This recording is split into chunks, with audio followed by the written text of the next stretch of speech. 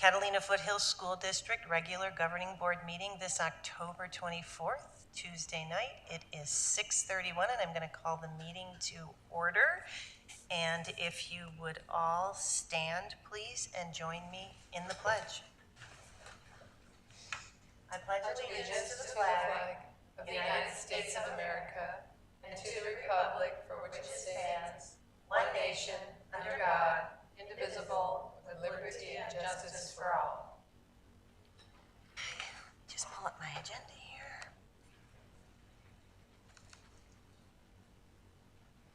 Okay, yes, please, thank you. All right, I'm going to go ahead and read the rules of order for public comment in a governing board meeting. The governing board welcomes public comment at its meetings and provides 2 opportunities for the public to address the board. If your topic of interest is not on the agenda, you may address the board during the public comments time slot near the beginning of the meeting.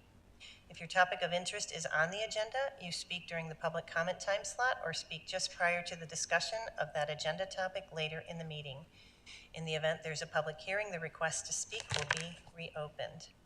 If you are joining us remotely and wish to make a public comment, you should have already submitted the Google form provided with the YouTube description. And if you're here in person, please complete the purple form request to address the governing board found on the table at the back of the room and hand it to our board secretary. The information requested on the form is required for meeting minutes. Speakers will be called on when it's their turn to address the board. If you're attending remotely, it's up to you whether or not to enable your camera, but doing so may be helpful when it's your turn to speak. Be sure to unmute your microphone. Each speaker is given 2 minutes to address the board. Don't be surprised by the sound of the buzzer indicating the end of your 2 minutes. We adhere to the 2-minute time limit, and in the event of a large number of speakers, the time allotted to address the board may need to be limited to allow the board to conduct the business on the agenda. If a topic of interest is not on the agenda, the board cannot discuss it at this meeting. The law prohibits discussion, consideration, and voting on topics not noticed on the agenda. This assures the community that only topics they are aware of and are listed on the posted agenda will be discussed. If you'd like to discuss a topic through a written or oral communication, you'll find our contact information on the district's website. We appreciate everyone's attendance and comments at this meeting, and thank you for joining. And I don't see any public comments right now sitting on my iPad, and just verifying with you guys that the form has been out there for people to fill out. Okay, if we see some of these pop up, what I'll try to do is alternate online with in-person. We do have 2 in-person forms. Oh gosh, I'm looking on the agenda on here because I didn't have it on a piece of paper. I apologize. One of these days I'll get through a meeting without messing up the agenda. So that was the rules of order. Before we get to public comments, we are going to go to 1.4, which is our Catalina Foothills Star Award. Leah Roslinhausler, 2023 Raytheon Leaders in Education Award winner, and our Vice President Amy Kraus will be presenting tonight.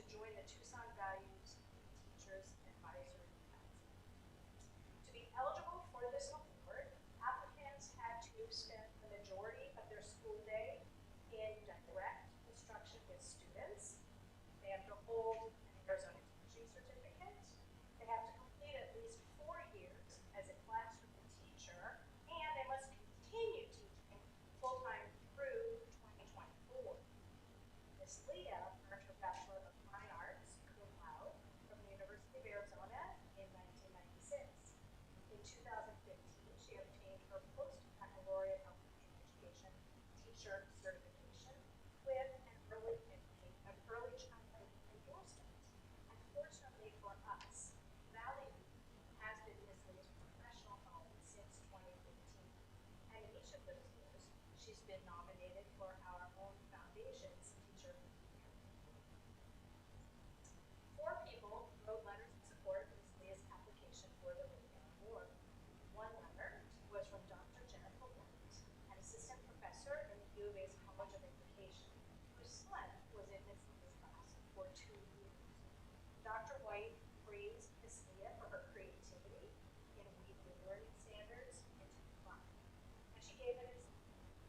Dr. White said that when her son took an interest in pilots, Ms. Leah managed to integrate that theme into reading, math games, art projects, and cooking lessons.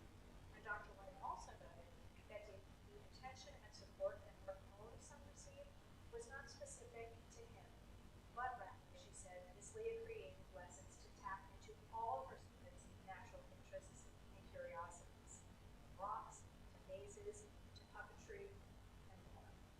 And those sentiments were echoed by another parent, Molly Cassidy. She wrote of her son's experience in Miss Leah's classroom. When I pick up my son in the afternoon, he consistently tells me what he's learned.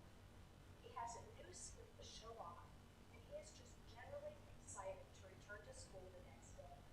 And even during summer break, she said that her son still talked about the dinosaur unit and how he got to dig for fossils right there in his classroom. Ms. Cassidy noted that Ms. Leah showed true leadership in her ability to plan and facilitate an entire 7-week summer camp for preschoolers. Another reference letter was submitted by Laura DeLuca, Ms. Leah's teaching colleague and co-teacher in an inclusive classroom. Ms. DeLuca emphasized that Ms. Leah believes all children belong and are capable of growth and learning. She puts this into practice by ensuring that students with IEPs and those without play and work alongside one another. Ms. DeLuca also described some of Ms. Leah's mentoring activities, not only with her Valley View colleagues, but also by presenting at conferences throughout the greater Tucson early childhood education community, and by acting as a coordinator with the University of Arizona's student-teacher program. And finally, I want to share some of the observations made by Valley View principal Jennifer Hickman. She wrote of Ms. Leah. She strives to provide an environment in which all children can thrive by planning lessons around their interests and understanding each child's needs, and the need to differentiate instruction to support the child's growth and progress. Ms. Leah enthusiastically shares her skills with colleagues and supports their professional growth.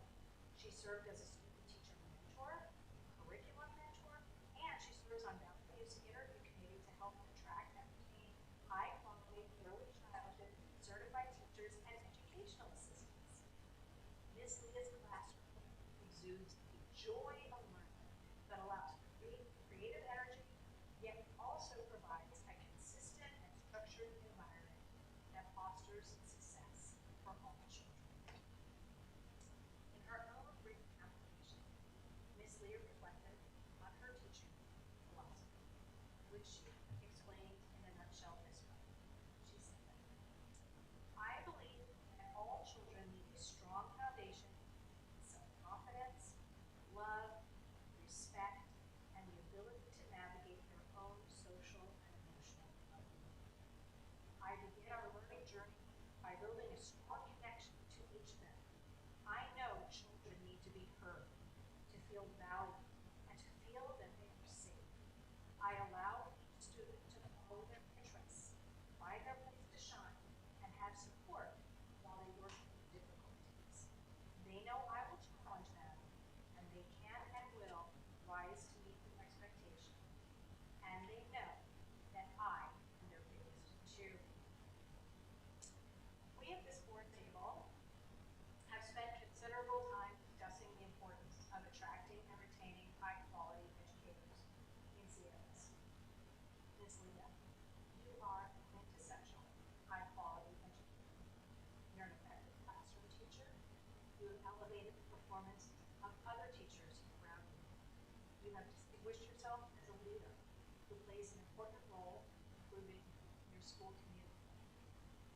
in sum, you have gained the respect and admiration of students, parents, and colleagues because you inspire students of all backgrounds and abilities to learn.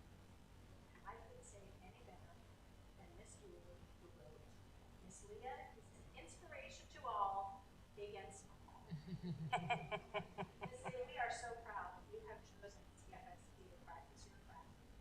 And we thank you for your commitment to our school district's youngest learners. With that, I would like to welcome you to join me up here.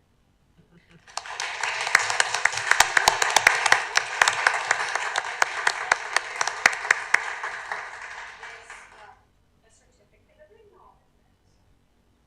And our STAR Award is a star of excellence, and it repeats the vision and mission of the Catalina School District. And I would also like to invite you, you have colleagues here, friends, colleagues, to support you, and I would like to invite you to say a few words and to introduce us here to you. All right, this is your moment, so.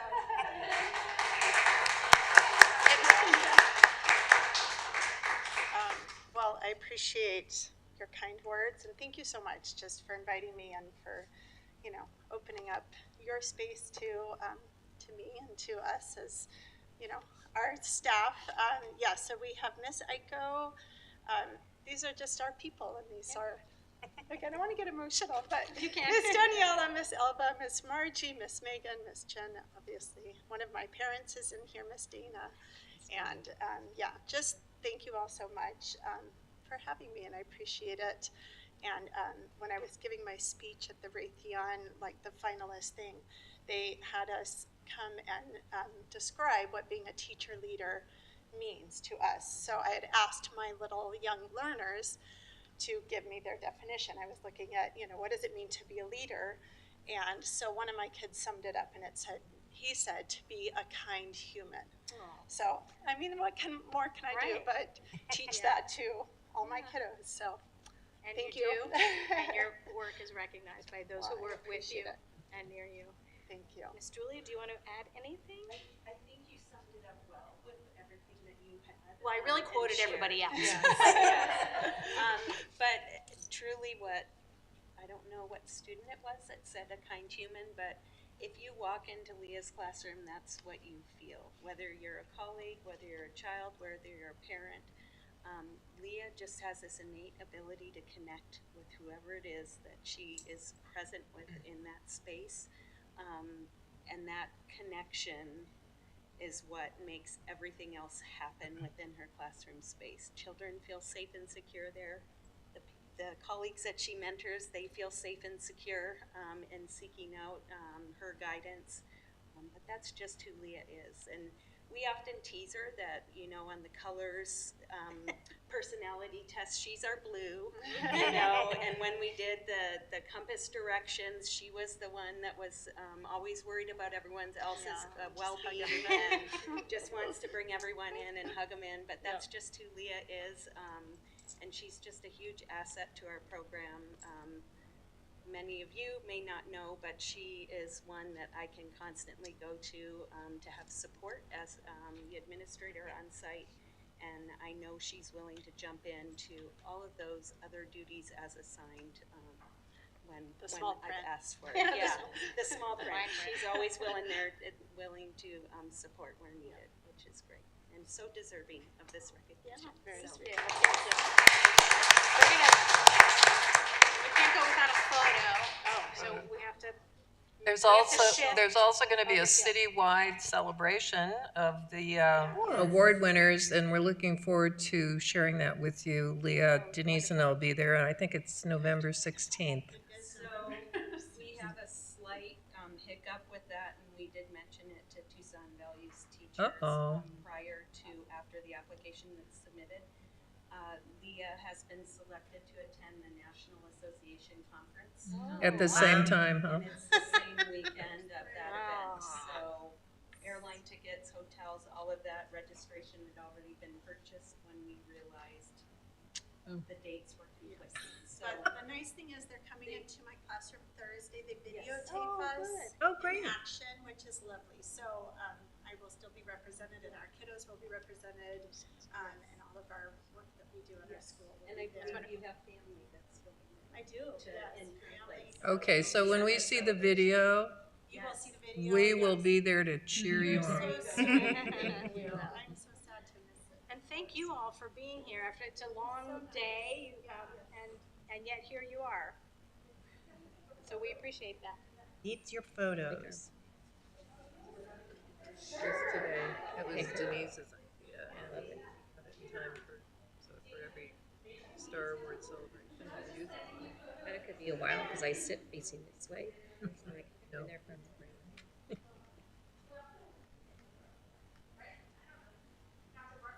What? Yeah, you can just make it. Yeah, in front of that celebrates excellence.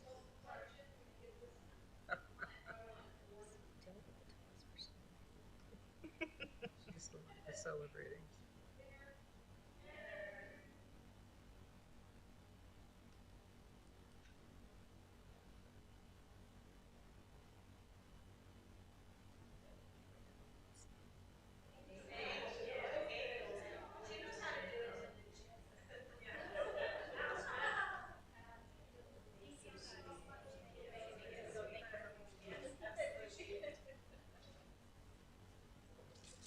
Thank you, Amy, for that great presentation, and thank you, Leah, and your comrades here for attending. And we invite you to continue on with the rest of our meeting if you're so interested. We also know you've had a pretty long day, and if you are interested in taking your leave, that is also not a problem. So whatever your choice is at this point. Thanks, Amy. That was great. Thank you. That was really fun. It's the best part of the job. It is the best part of the job. Yeah. Okay.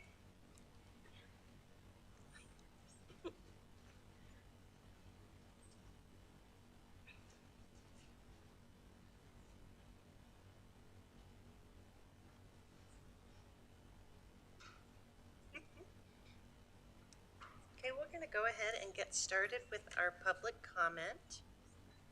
And the first form that I have here is Parent Dana Fletcher. If you would just come on up to the podium. We want to turn the book. So,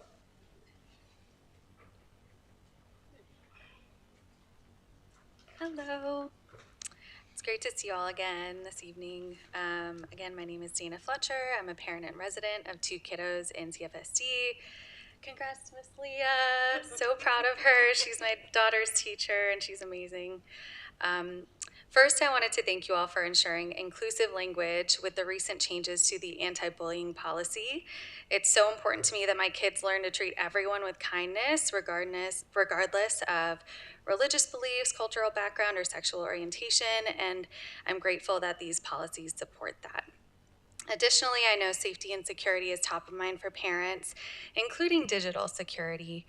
And I know we've seen so many recent news updates on cyber attacks at school districts with data, including TUSD, unfortunately. So I really appreciate the proactive approach that CFSD is taking and the board has taken with approving cybersecurity vendors such as Borderland and Clever.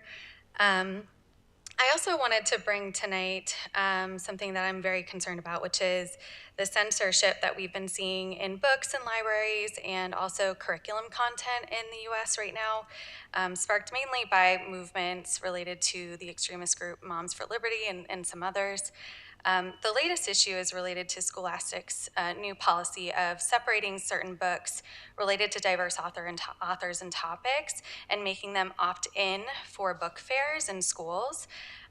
This is extremely concerning for me as a parent, and I hope that our district can ensure that our schools know how to ensure that these inclusive books are accessible in schools for kids.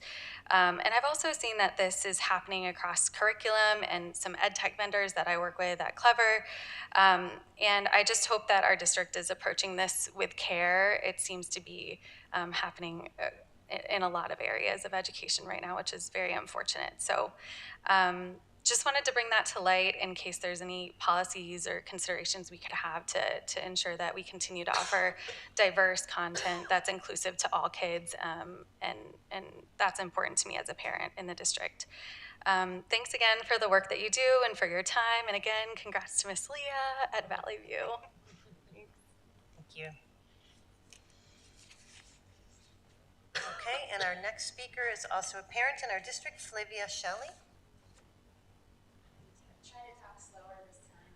I got a little surprised last time, but it's good to see you all again.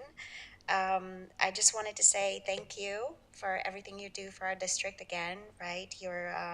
There's so many positive changes that I see with your protecting student privacy and your anti-bullying policies and everything that you're doing to ensure our digital security and all those things. And I also wanted to bring up Scholastic because it's top of mind for me, especially with a book fair happening at Canyon View Elementary for my kids this week, right?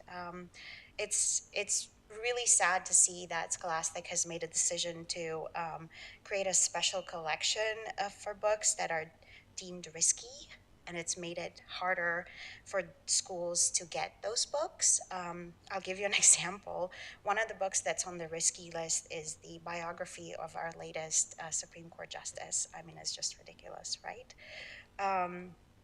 It's really hard for schools now because they have to take cumbersome steps to make sure that those books can be purchased and can be brought at book fairs. And it's very concerning because it's doing nothing more than contributing to the censorship that we've seen, right? And it's making it a lot easier for extremist groups to ban books. So my question really is, what steps can we take to ensure that our district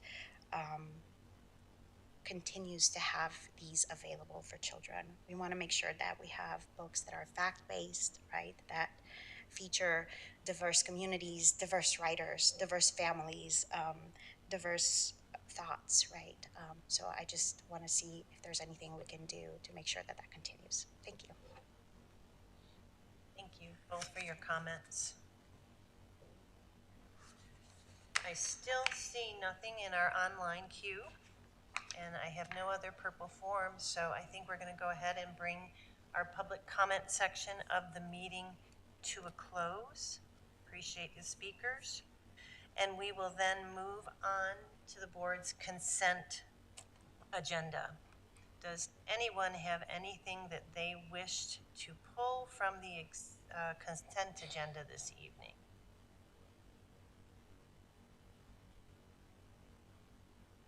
No? Any discussion on any of the particular items on the consent agenda this evening? And if not, I will make a motion.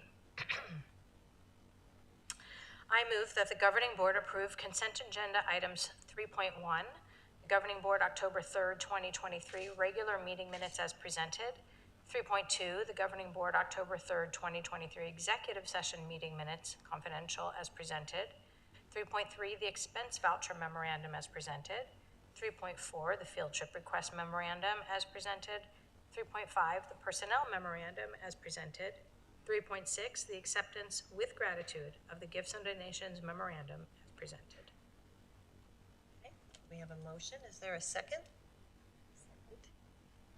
A motion and a second. All those in favor of the consent agenda items listed by our Vice President, please say aye. Aye. Aye. Opposed? Motion carries 4-0. Okay, we'll move on to new business with item 4.1, which is the consideration of an intergovernmental agreement for dual enrollment between Pima County Community College District and Catalina Foothills School District number 16, a possible action item. And we are going to turn the presentation over to Cheryl Castro, our Executive Director of Curriculum and Assessment. And I think with an assist by Carrie. Is Carrie here? There she is. Yes, Carrie we're a Burson, team our on Director this. of Career and Technical Education. All right, so on the board memo, we provided you with a fairly long list of the details related to each party's obligations, responsibilities. We are not going to repeat those. You're welcome. But we will be adding a little bit more clarification and some more details, especially in terms of the teacher qualifications and responsibilities. So we're going to start with the PCC obligations, a little bit of clarity there and emphasis. And the teacher in me is telling me that it'd probably be best if you go down the list and you have a question, you might want to mark it and we'll come back when we're done. But if you have a desire to interrupt me, I'm used to that. And so you feel free to interrupt to ask your questions when you need to. So for the PCC obligations, the first one is about tuition. I had a hard time believing this as well. There is no tuition, there are no fees charged for these dual enrollment courses. And so PCC is going to be collecting data from high schools about students who might otherwise be eligible for financial assistance in terms of tuition assistance. And then the state will provide those funds to PCC, and then they're going to use those dollars to continue on supporting with dual enrollment courses. There are no fees charged to us at all, and no fees passed on to our students. So that was the number one thing that we wanted to emphasize. And we also wanted to talk about the liaison at PCC. There were some questions about enrollment and how kids would be registered enrolled. There is a PCC rep who's going to go directly to the classroom and work with each student to make sure that they're registered and enrolled in the classes. And so they're taking care of that end of it for us. I'm going to move on to CFSD obligations. We're required to provide the teacher, we pay their benefits, we pay their salary, just like we would for any other teacher who works in CFSD. We also provide the classroom space, the materials, resources, books. There is no textbook that's aligned with this particular class, although the teacher may decide at the end of this year that we want to find a text that works. She's creating all of the resources on her own for the course right now. And let's see, I'm going to move on to student responsibilities. There's no entrance exam for the students. All they have to do is register when the PCC rep comes around. All students in the classroom will be dual enrolled, and it's to their advantage to do this because there is no tuition, and they have to pass the same assessments. They have to take the same, do the same assignments as any other student, even if they weren't enrolled. So it's to their advantage to enroll. Something we learned in a meeting today that I didn't know before was that PCC is very committed to the students' success in these courses, and so they have told us that if we have a student who is being challenged by the curriculum, who's maybe at risk of failing, up to 1 month before the course ends, we can do an administrative withdrawal on that student so that their transcript isn't affected for college. So there's they kind of put a fail-safe in there for the students. We thought that was wonderful. It shows their commitment to making sure that our students are challenged with appropriate material, but if something happens, they can back out of it and still have a clean transcript to move on to college with. Kids could, of course, take these credits to any college or university that accepts them. For example, at U of A, ECE 117 counts as an elective, a department elective. I didn't know you were, I was looking around for you, going, where were you? Just behind me. Okay. And then the teacher responsibilities. This is the one that Carrie and I wanted to talk a little bit more about because we put one line in the CFSD responsibilities that referred to what teachers do. And it was something about teachers have to meet all CFSD requirements and expectations as well as the PCC expectations. And we wanted to talk a little bit more about that because it's a heavy carry for the person who teaches this. They have to participate in all the PCC onboarding tasks, which requires them to work with the liaison and Carrie and everybody else to make sure that they're up to speed on all of the things that they have to do as a PCC instructor. They have to use some of the PCC rubrics and assignments that are counted as like benchmarks that they have to do. We'll get more information on that after this IGA is approved. We just have the general assignments. We don't have any details yet about what those are. We can provide those later to you. The teacher has to maintain grades in TeacherView as well as in the PCC platform, MyPima portal, so it's double entry for grades. Actually, for the grades, it's for the final grade they have to enter it, isn't it? Just the final. They said if you wanted to, they could keep double grades in both, but we're pretty sure they're going to keep them in one platform and then enter the final grade on the PCC platform. The teacher qualifications are something that Carrie's been working with for quite a while with Brenda Cabarga, the teacher. You have to have a master's degree in the field or a master's degree plus 18 hours. Brenda had to take 18 hours worth of classes in June, July, and August in order to be approved as an instructor for this course, so it takes a lot of time to do that. Each teacher who does this, of course, because we imagine it's going to expand at some point, each teacher's transcripts will have to be reviewed, and depending on what their transcripts say, they might have to take a greater or a lesser number of courses.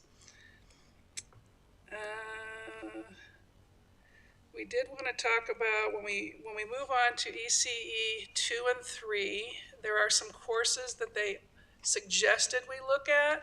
This was in a previous meeting that we had a couple months ago with the Pima Department of ECC, and they talked about ECE 118, 125, 226, and some EDU classes, and it really depends on what we're after. We're not quite sure which course we're going to use to pull the objectives from to write our courses for ECE 2 and ECE 3. When we do write the courses, they grant us a great deal of flexibility. We have to meet what they call their content objectives, but we're able to do that through any means that we wish to do. We can use any strategies, any activities, except for the ones that are required for that particular course. But we have a great deal of flexibility in how we write our performance scales for this and how it's implemented. What did I miss that you want to add, Carrie? Most of the course learning outcomes are directly coming from the National Early Childhood Standards, so they do align well with the CTE standards. I think when we look at these courses of what we would like the next 2 years to be with, is one of the concerns we've all talked about is what's transferable and what's the best return on investment. So as an EDD, instead of an early childhood class, like Ed Professions type course, more transferable to the university elementary ed, yes. So we really have to look at how does the curriculum fit and what are we hoping the outcomes will be. I know the hope of bringing this program to our district was to in some ways grow our own, and so we want to meet more than just that early childhood center, because this goes up through years grade 3. So we want to, I mean, that's a huge span, so we want to make sure we're meeting what the students want and what our vision is, and not just put a course in there because it sounds good that it's dual enrollment. We really want it to align with transfer, because we want our students to matriculate and come back with a bachelor's degree. So. Now we're ready for your questions.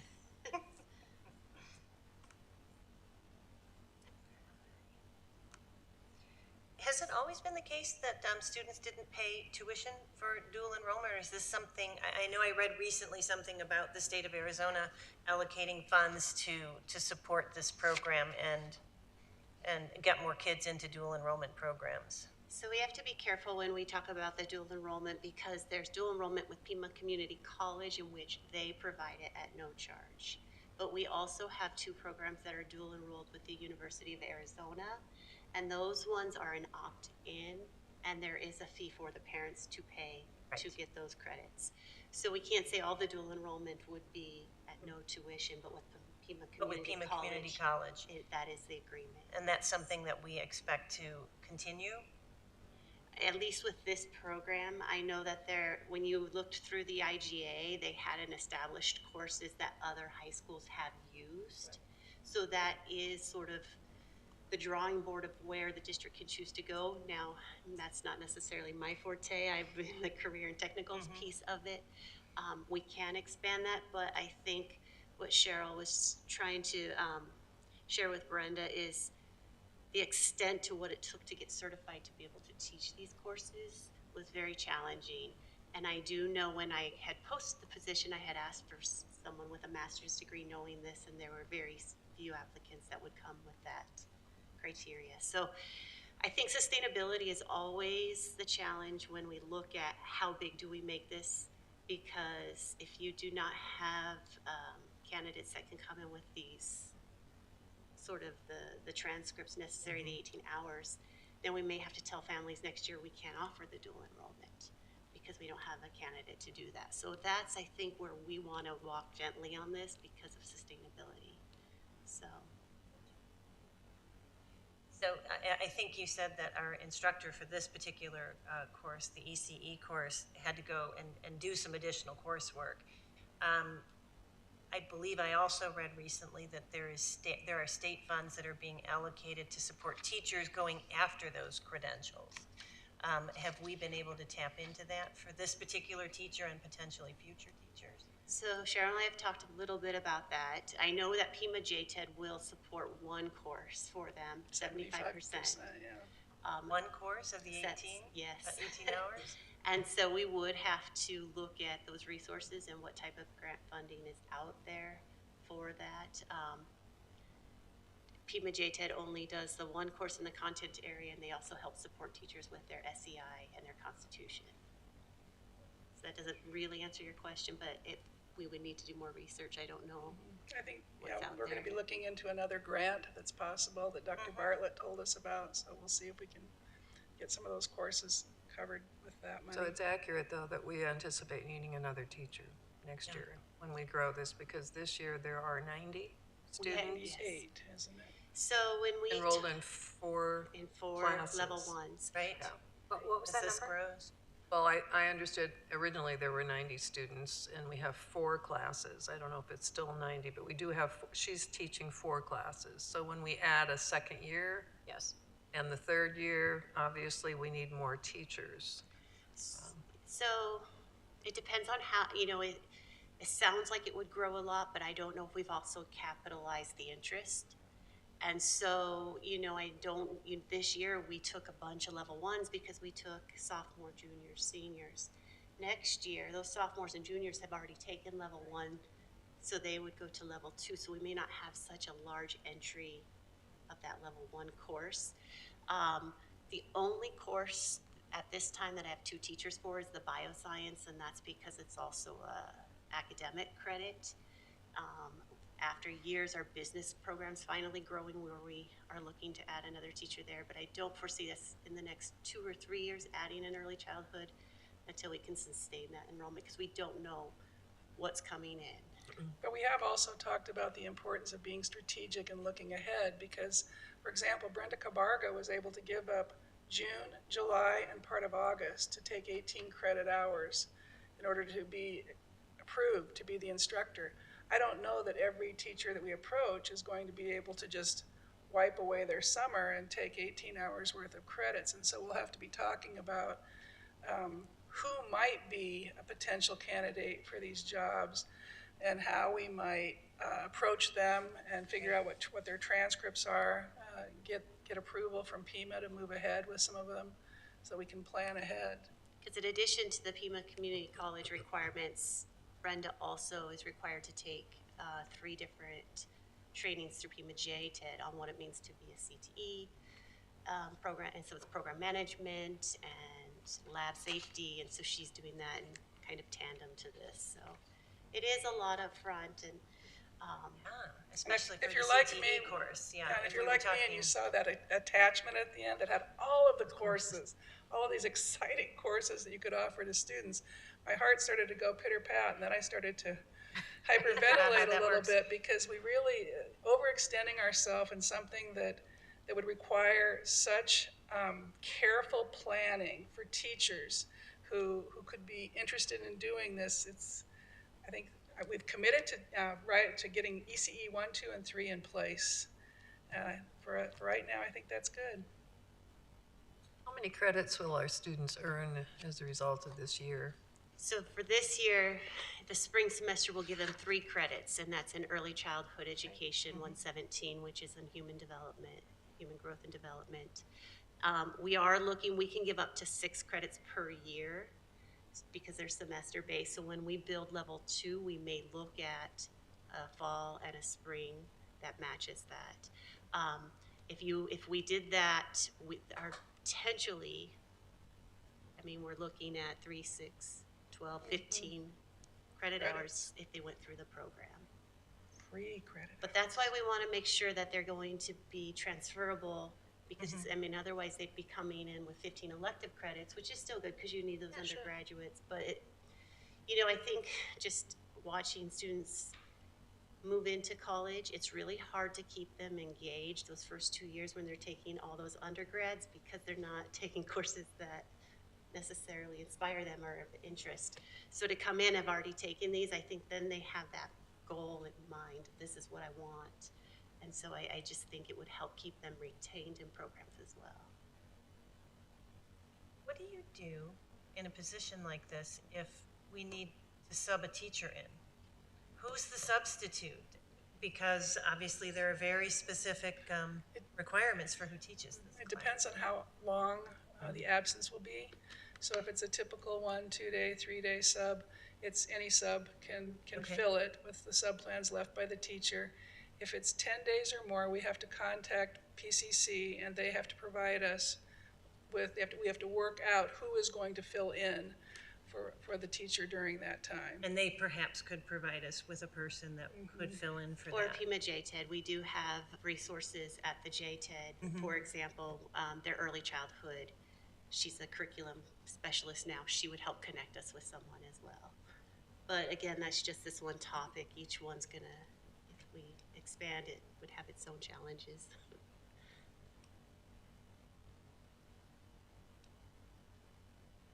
And you had mentioned, obviously, with no tuition, it makes sense to enroll everybody in a class. Is that a requirement of Pima Community College dual enrollment, make that it? everybody in the class has to be dual enrolled, regardless of the tuition? It is, issue? and when we spoke to her today, I did share that this program has sparked a high interest in some of our students with IEPs. And we do have some of our transition school to work students in this program. And so I shared with her that we would make the accommodations, but if these particular students are not meeting those benchmarks, how we can ensure that they are part of that administrative drop towards it. But I think initially they want everyone to prove that, show that they can do it. It's not an opt-in, it's really everyone enrolled in the course gets into it. Now, could there be challenges? Yes, because the students would need an A number, which means they become a Pima Community College student. Right. And based on that, there may be some resident, things on the application, or, if they're not necessarily a U.S. citizen, that could cause issues and things like that as part of their application process. I don't foresee that necessarily being a problem, but they would have to meet all those requirements. So you're saying, if I'm understanding you correctly, so the students, with respect to this enrolling in Pima, so they get the college credit if they pass, right? Not like an AP exam where you need a certain score or higher, they pass the class. So a student who, let's say, withdraws from the Pima part could still pass our class. They stay in our school, they stay in the classroom, they still get the high school credit.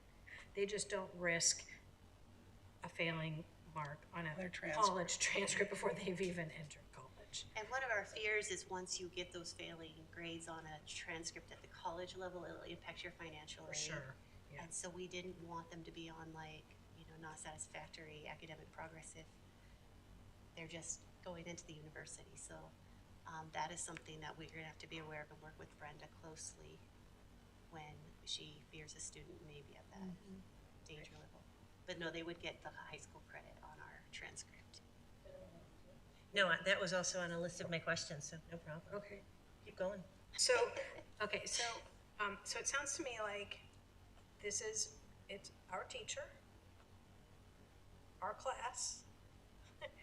So, and Which we write, Which we hit. using their benchmarks, but we have the flexibility to write it. Right.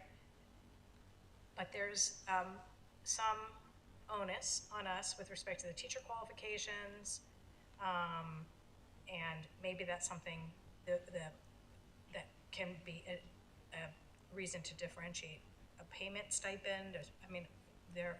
We have situations where teachers have an increased pay for whether it's a master's degree or something else. I don't know if that's, We don't. we should be Oh, we do discussing. pay a straight $1,000 for a master's. Right. Right. But if a teacher's required, this is, we're not there yet, I understand We that. can talk about course tuition reimbursement Right. I'm at just some talking, yeah, I'm point. talking about, right, because if a teacher has a greater requirement to teach the class than most other teachers, I mean, I think there may be ways that we could and should talk about, if we're talking about sustaining the program and sustaining the teaching continuity in teachers. So, where was I going with this? It seems like, I think it's great to offer the college credit. It definitely seems like we're fitting into what PIMA is requiring. We're molding ourselves to their requirements to enable our students to earn college credit, which is great for them.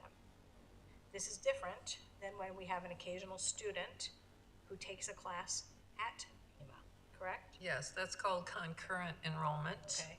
And I think that Cheryl had some stats on what our experience is with that for the last 5 years. Gives you some idea of the interest level. Yeah. Or whatever it is that drove, those students, very few, Very few. to take a PCC course and have it transferred to. That's taking the class there and having us, it's almost the opposite.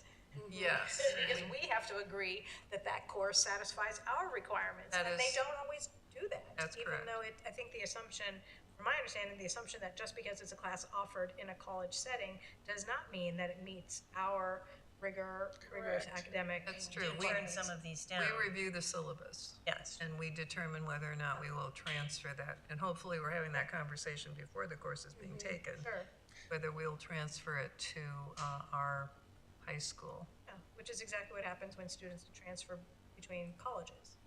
They, So just to give you some data on that concurrent enrollment with PCC, from 2018 to 2023, we had 5 students who took 8 PCC credits for 3 math courses. For ELA, for English, we had 3 students in that same time period who transferred 4 PCC credits for 2 English courses. So it's a total of 8 students, 12 credits, 5 courses over 5 years. from 2018 to 2023, okay. a handful. So 5 students who took 8 credits. You don't mean 5 students took 8 credits each. No, so You mean 5 a students- total of 8 credits right. amongst those 5 kids. Correct. So there were 3 math courses involved, pre-calc 1, pre-calc 2, and calc 1. And there were 5 students who took those 3 courses. Some of them took 1, some of them took 2. But they ended up, it was a total of 5 with 8 PCC credits for math. Overall, not each. It is.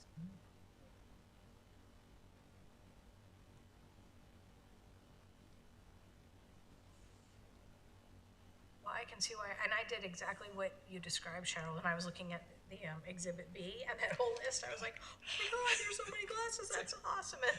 But it's onerous. Very. The process is onerous. Not that it's not worthwhile, but I think it's prudent to be strategic and long-sighted. I think it would be easy to say, oh, let's offer this or that, but probably not a great idea. We'll see how this goes. Yeah. Yeah. Gina, did you have questions? We don't want to forget you're up there on the wall.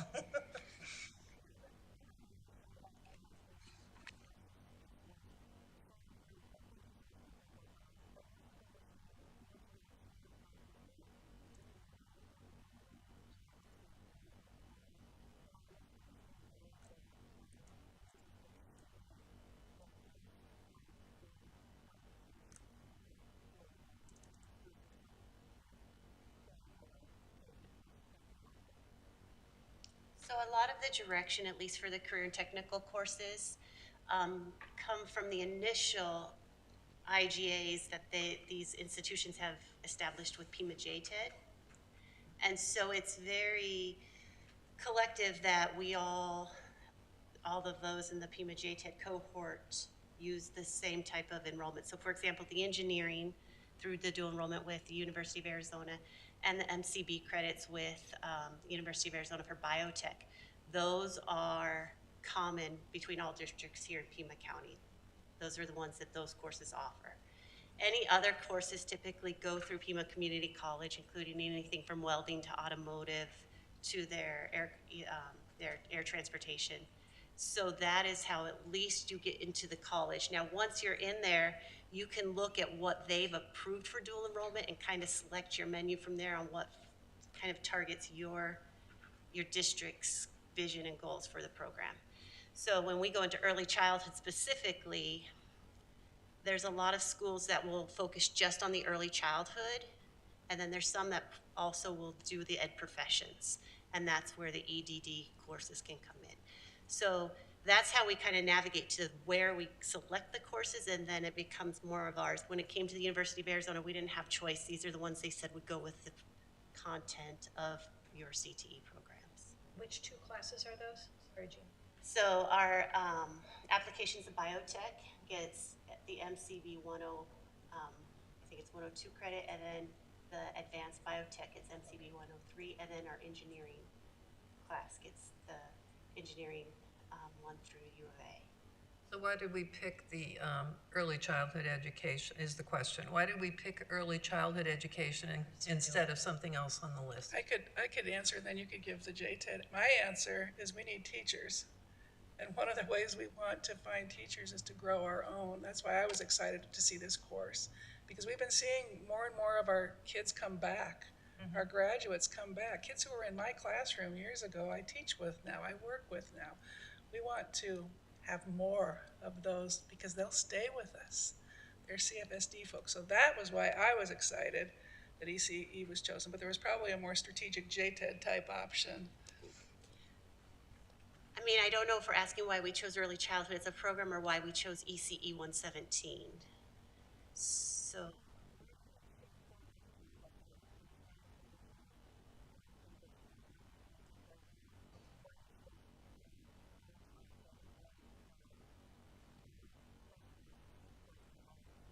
Okay.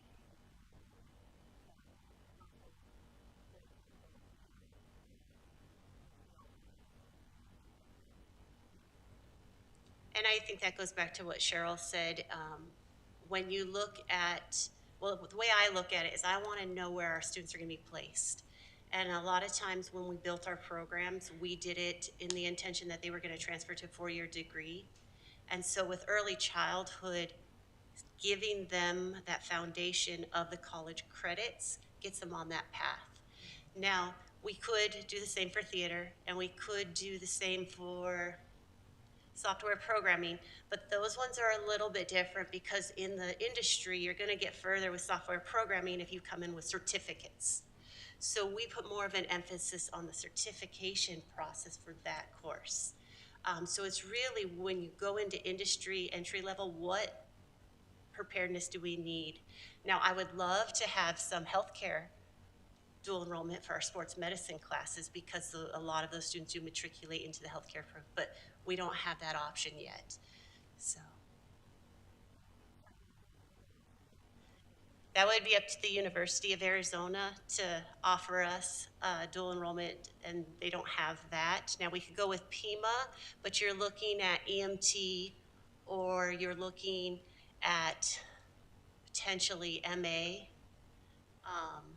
And so those credits, I don't know, would give them what they want, but we could look at that. The only school districts that offer that would be Pima JTED themselves, so a lot of our students go to Pima JTED for MA or EMT.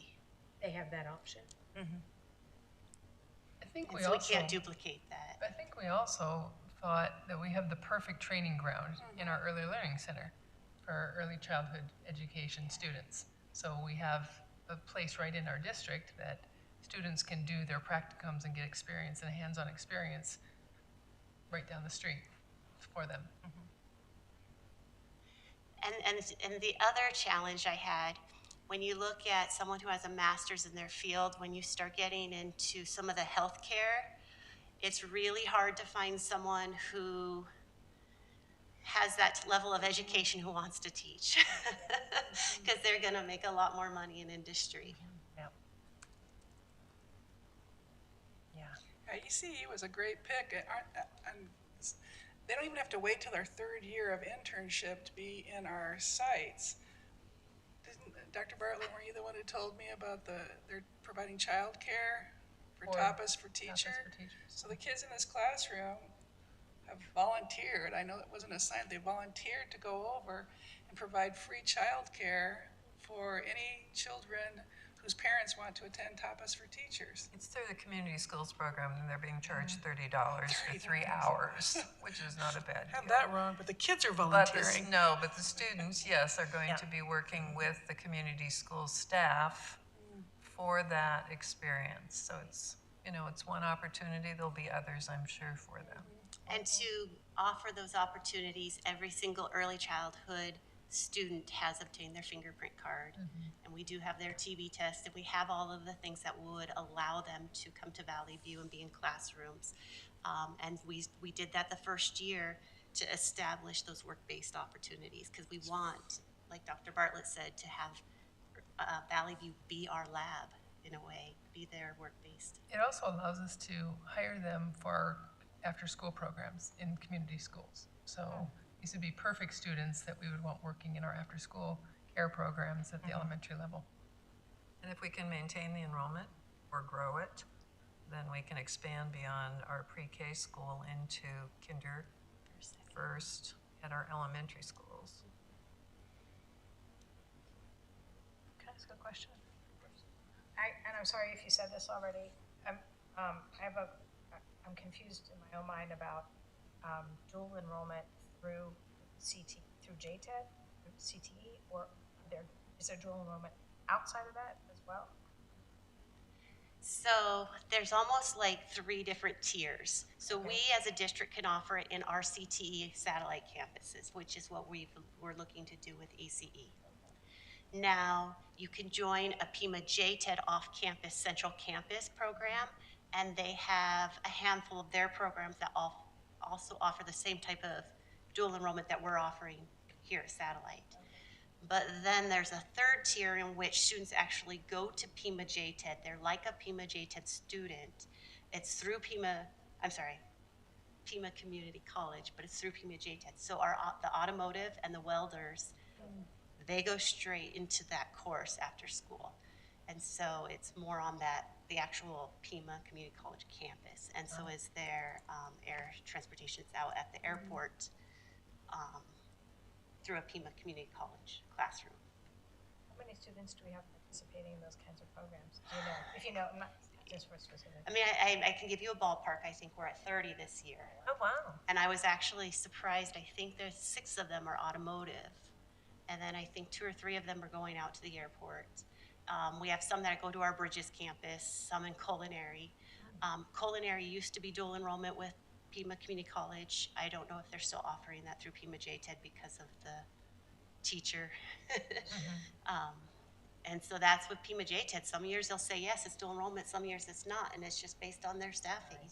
Right. And I don't really want to build that up on our campus, which I almost had to do when we lost our biotech teacher. I wanted to ensure that the students can earn the dual enrollment that they worked for that program. And that was a challenge.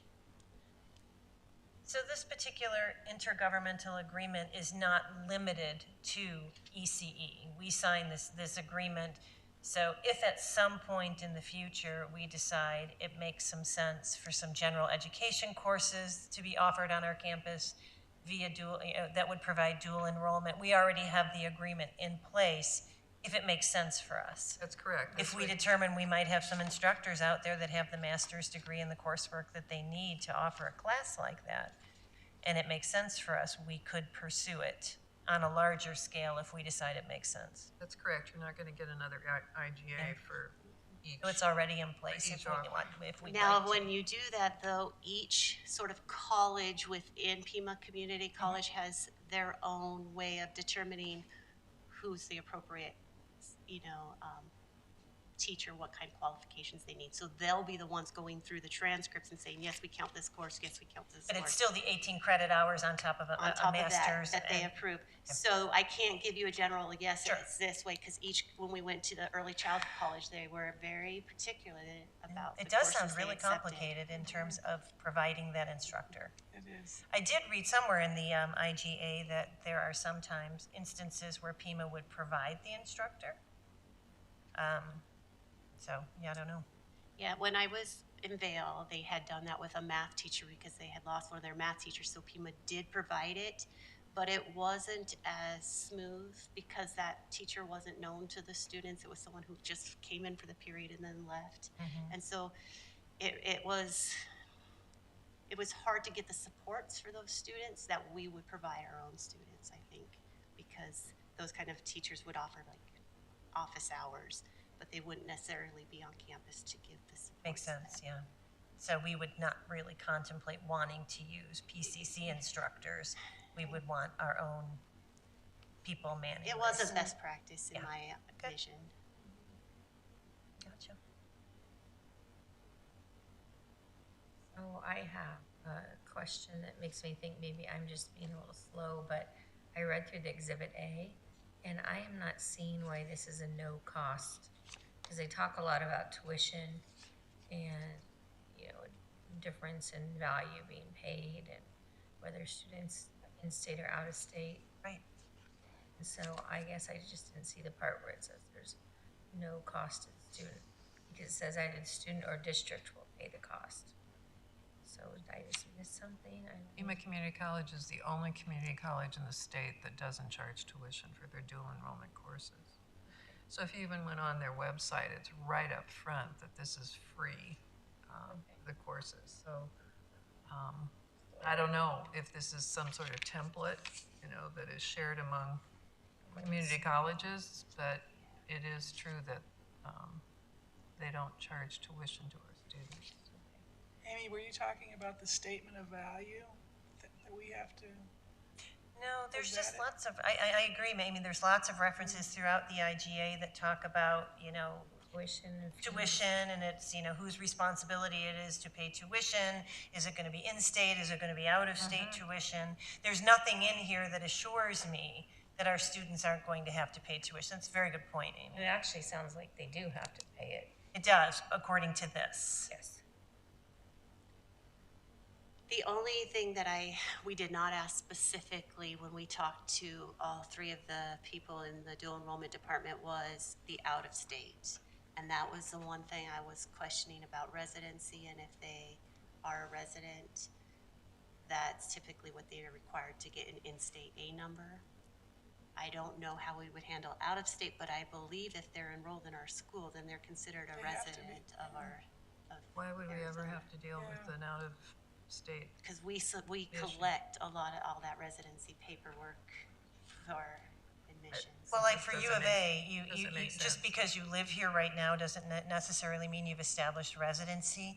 Anybody who moves into our district is gonna be a resident of our district, but they may not qualify as an in-state resident for purposes of Pima Community College or U of A, because you have to have lived here for 6 months or 12 months or what have you. They have requirements for who's a resident and gets resident tuition and who gets out-of-state tuition. Well, then the answer better be from PCC, there is not an issue.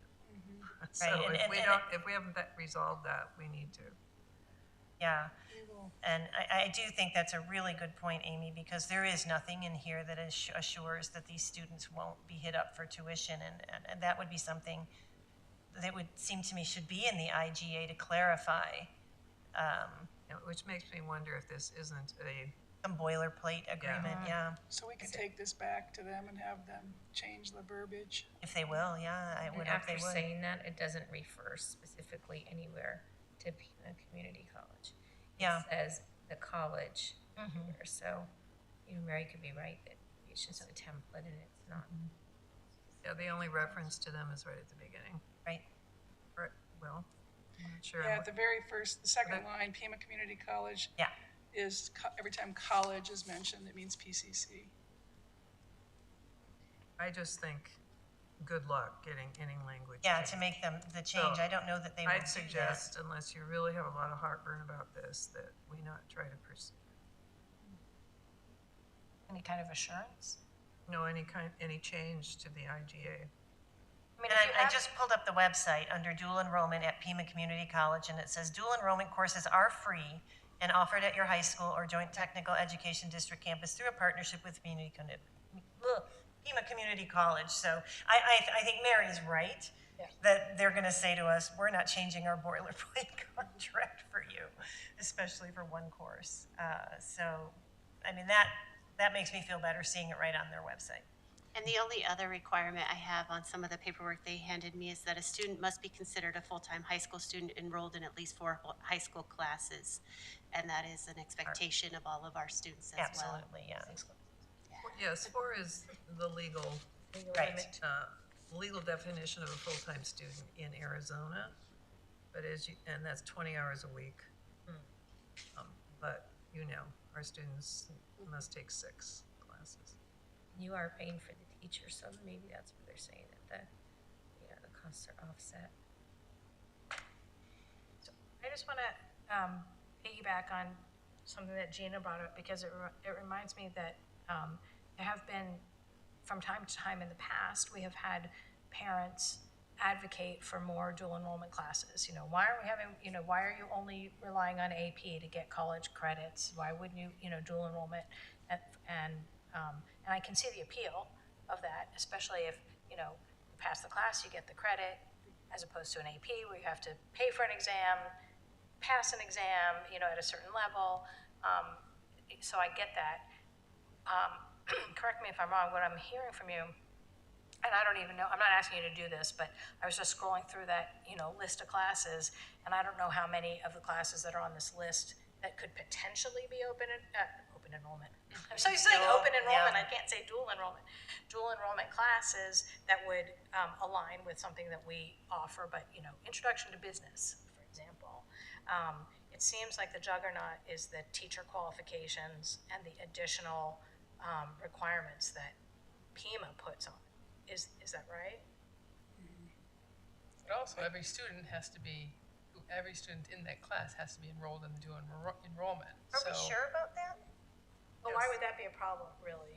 I mean, Well, what if you have 5 students?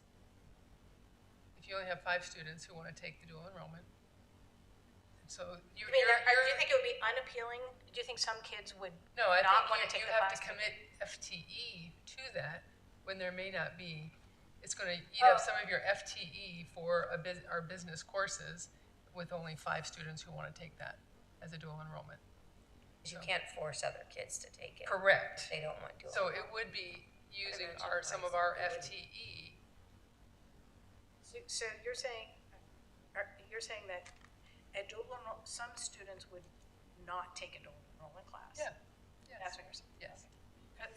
So we can't force them. No. So of if we only course. have 5 students who want to take a dual enrollment And course, you don't offer them, then Then can we you are not committing- decide then? Oh, I see. then we're committing our teacher FTE to those 5 students. You are correct. The major hurdle is teacher qualifications. Right.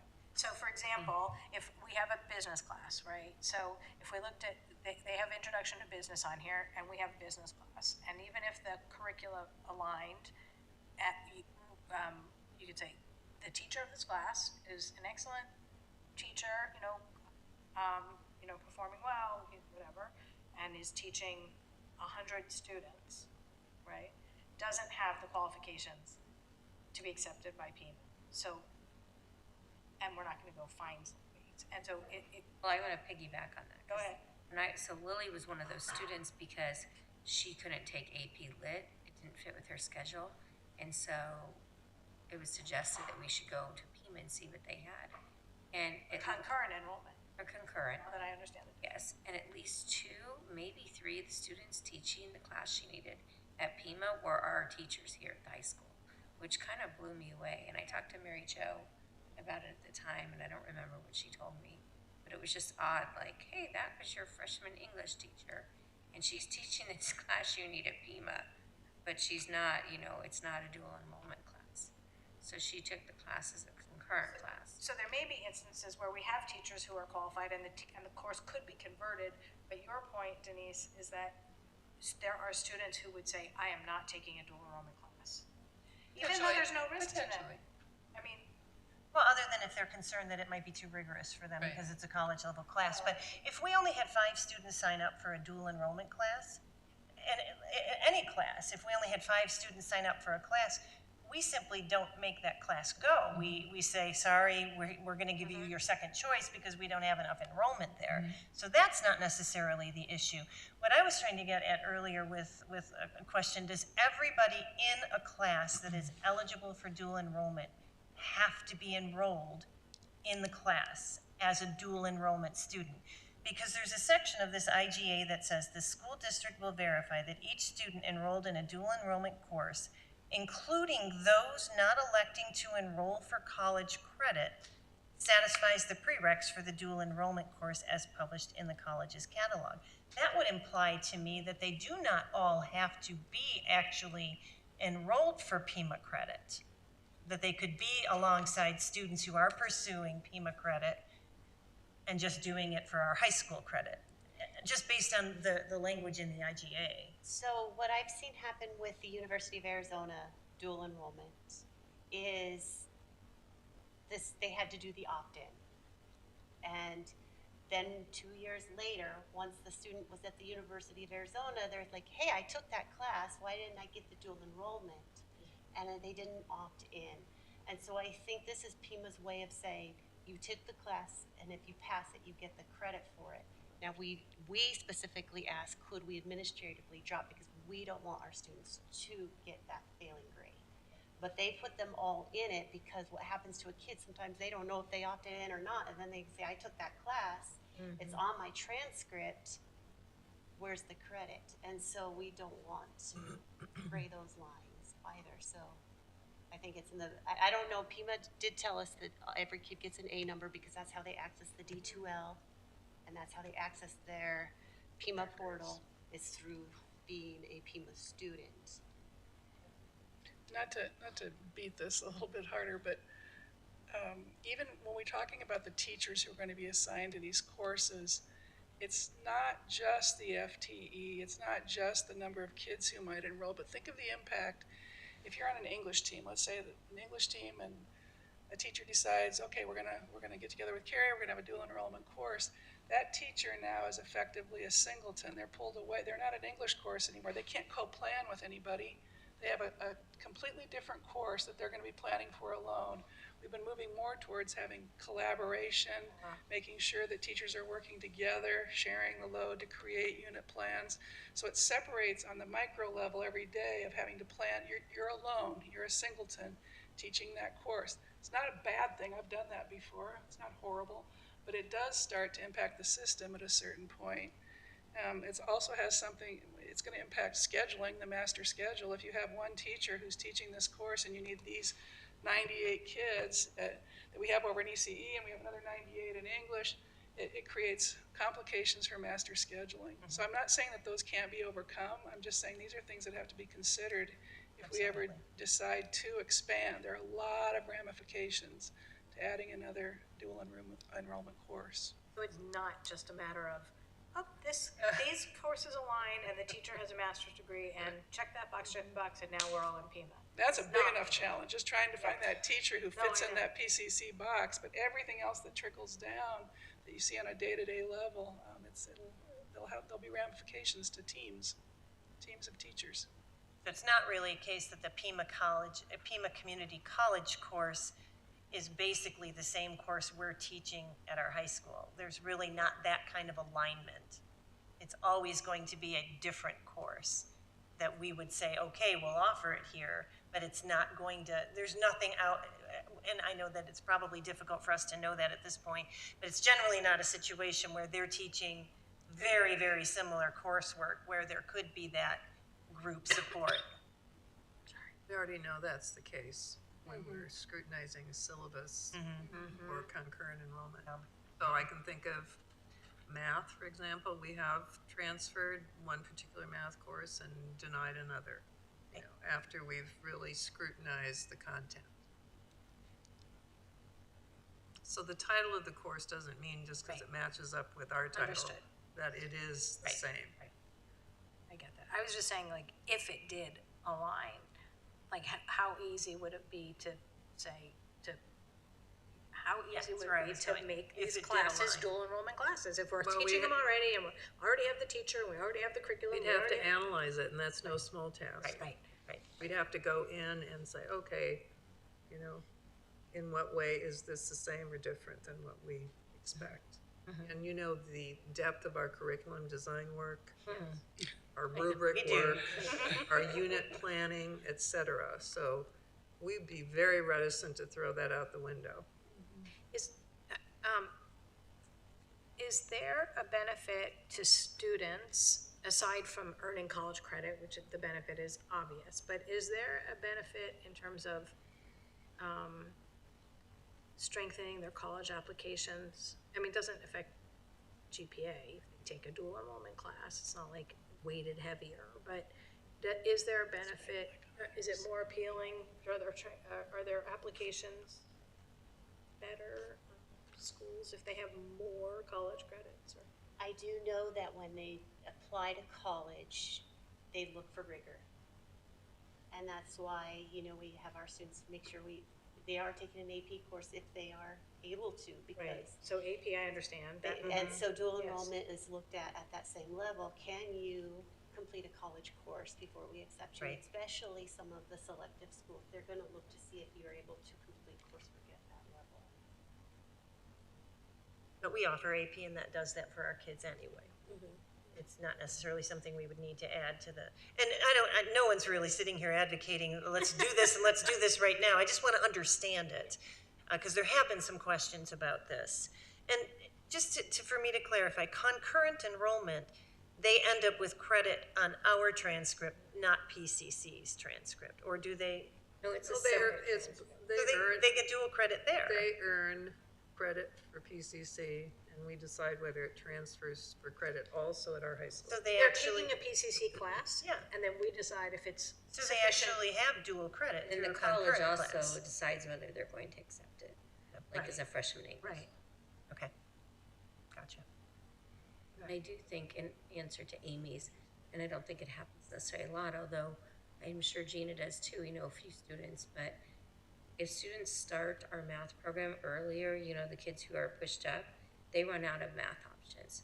And so at some point, I know a counselor said, you know, it would benefit, you know, Mason to take a PCC or U of A math class because he's out of options at the high school. And that again kind of shows rigor and that he's, you know, willing to do something else and to continue taking math. You have to have 4 years of high school math, correct? Which 4 you would years have of had. high school Yeah, math. What do they would do have if had. they run out of math But if you options before your start- senior year? You start as a middle school student coming to the high school for geometry or whatever. Right.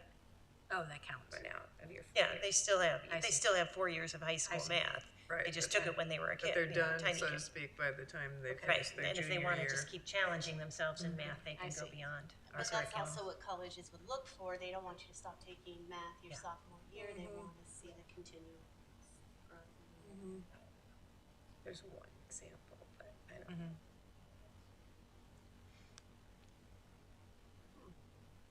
Other questions? Gina, how you doing up there?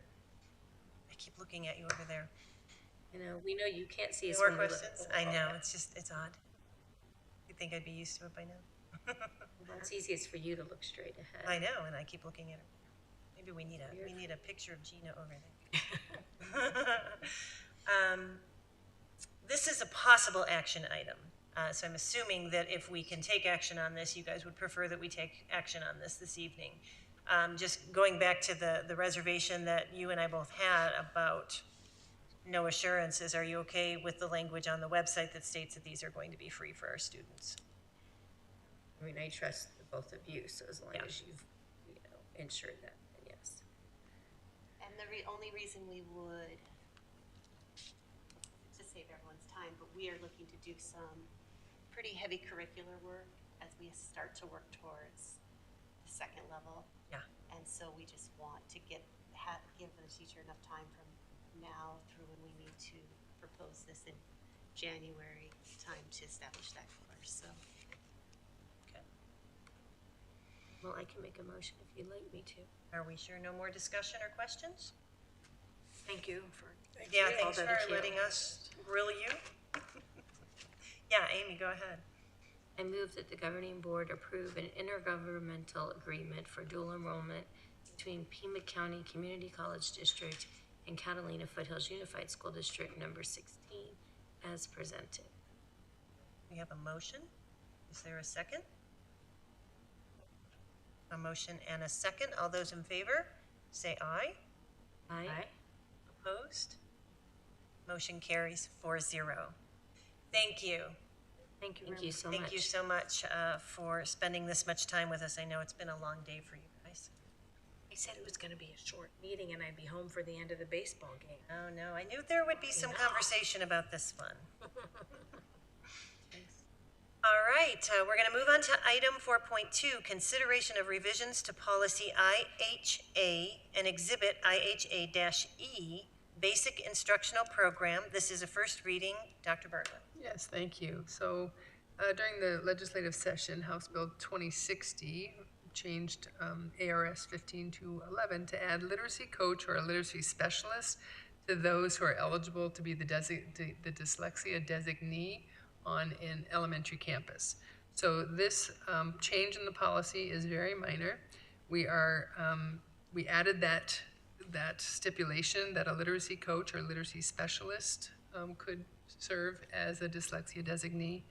That's on page 56 of your board book. We also removed the time stamp for when a dyslexia designee was needed to be appointed. And then we changed the governing board adoption date to the next meeting after the second reading for a possible approval at that time. So the dyslexia designee has, so we have, our Read Strong teachers have always been the dyslexia designee, but we've also trained, we are actually, we are offering the coursework for every teacher to be a dyslexia designee. Yeah. The coursework that we're offering is through PDX Reading. It is a 2 course, and then the teachers are also eligible to get their literacy endorsement, which they have to get by 2028 if they take those 2 courses. On top of that, I've just written a grant to fund all of our teachers, K-5, to get that. So we'll see if we receive that grant, so that all of our teachers will be compensated, or we'll have it paid for, funded, right, to get their literacy endorsement, so they won't have to do that. What is the nature of that training? How long, is it remote, is it in person? It's a remote training. The first class is 6 days long. And the Full days? Full days. And the second portion of it is a 9-hour extension course. So it's a 45-hour course that they basically take, yes. And it's outstanding. I took it myself, and it's outstanding. It's asynchronous? Mm-hmm. Yes. And K through 5, all K through 5 teachers or all teachers? All K through 5 teachers have to have their literacy endorsement if they're assigned to teach English language arts by 2028. Okay. So this is our attempt to get all of them. And then it serves a dual purpose of anybody can be a dyslexia designee, and then they all have that same basic knowledge to work with parents of students who may exhibit characteristics of dyslexia. Got it.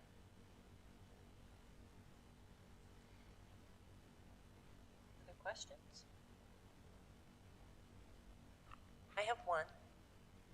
And I'm looking under the observance days. It's not related to this change. I'm looking under the observance days, and we refer to September 11th and the Sandra Day O'Connor Civic Celebration Day. And I was wondering about the Constitution Day that recently one of our constituents wrote to us about, and it's a federal thing. And I was wondering if, while we're listing these types of observation days, whether that should be added there. I know we observe it, but we list these, and I was wondering if we should list the Constitution Day in here as well. Sure. Memory. Yeah, we probably should. I think so too. Since we're on our first reading, it's coming back to us Anything anyway. else that we're required to, in that vein, to do, either federally or locally? Oh, is there any other Can't think of that any. we must? Yep, 9/11. and 9/11, yeah. Okay, we'll add Constitution Day. Which one is it where we have all week to decide which day? Is it Civics Week? Okay. Because this is Sandra Day O'Connor, which is separate from that. Is that, but we'll just make sure the language is accurate before it comes back to you. Okay. I actually think it might be the Constitution Day. It's not just one.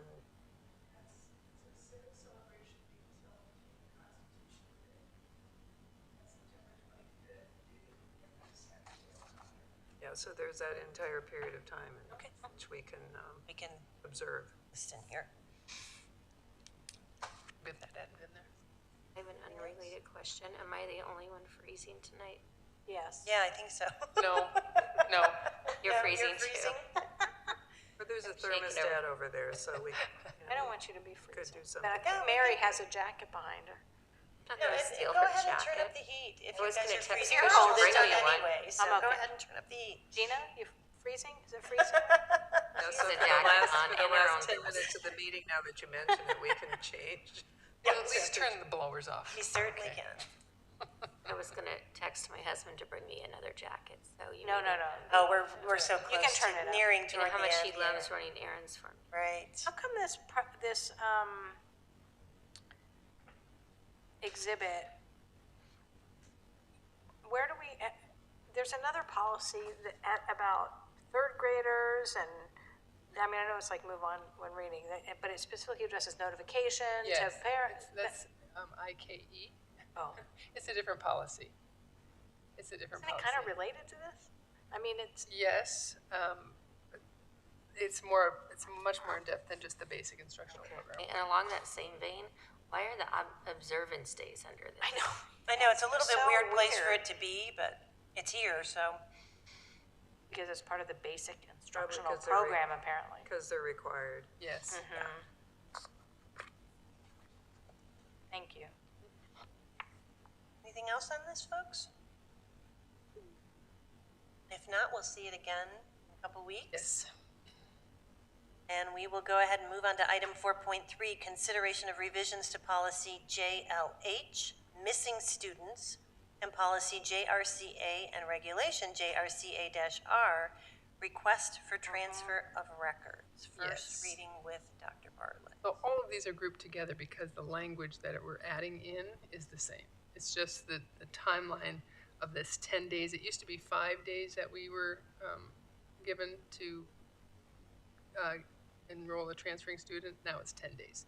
So in our policy, JLH on page 63, you can see there's 2 places that we changed the 5 days to 10 days. Very simple there. We changed the date on page 64 to the November 14th. In the policy for JRCA, of course, to get the date changed, we needed to make a minor revision. So we just took of the schools out of the policy. Yeah. And it doesn't change the meaning of the policy at all. And that's on page 65. And then, We have a missing child, somebody moves and doesn't tell us, or The definition is, goes below. a missing child means a person who is under the age of 18 years whose temporary or permanent residence is in this state or is believed to be in this state, whose location has not been determined and who has been reported as missing to a law enforcement agency. I don't know how we would know that necessarily, but I don't know, but thank you for I would pointing imagine out that the if it's- definition was yeah. right there and I missed it. The child is reported missing, the law enforcement agency is probably contacting the The schools school where they first. were. And I'm assuming that the whole reason this procedure is there is Right. that if someone's asking for that kid's Records, records, somebody yeah. might have that kid. Exactly. And we're supposed to not act and let the law enforcement folks know. Exactly. I had to read through this quite a bit, trying to figure out yeah. what our role was in this, and then I finally realized. I'm a bit slow. Don't send the records, call law enforcement. Right. So they can find out who's requesting. I was wondering if it had something to do with those kids who went missing actually from Arizona and were moved to Idaho. And then remember the parents went to Hawaii and it turned out the children were murdered. It was a Yes. horrible, Oh my God. horrible case last year, I but did not hear about that. And then on the regulation for JRCA on page 66, there's one instance where we had to change 5 to 10 days. Then that whole paragraph at the bottom was a time-stamped element, so that is removed from this policy, from this regulation. Pretty basic. Anything on this? Gina up there? Gina? Okay. If there's nothing else on this collection of policies and regulations, we'll go ahead and move on to discussion and reports. Item 5.1, 2023 Arizona Legislative Governmental Activity Reports. No. If we have nothing there, anything? Well, never mind. never mind. Okay. Future agenda considerations. Agenda planning tomorrow, 3:15. Amy Bulla and I remote for me, and Amy too, I think. Yeah, I'm gonna be in Phoenix. Okay. Definitely remote for me. Amy, you had something on your mind that you wanted to tell us. You held back. No, I'm good. Thank you. Anything under future agenda considerations, folks? Not for me. Okay. Well, if there's nothing there, I would entertain a motion to adjourn the meeting. I move to adjourn the meeting. Second. We have a motion and a second. All those in favor? Aye. Opposed? Motion carries 4-0. Thanks, everybody. Yes. Yes, you can. Hi, Gina.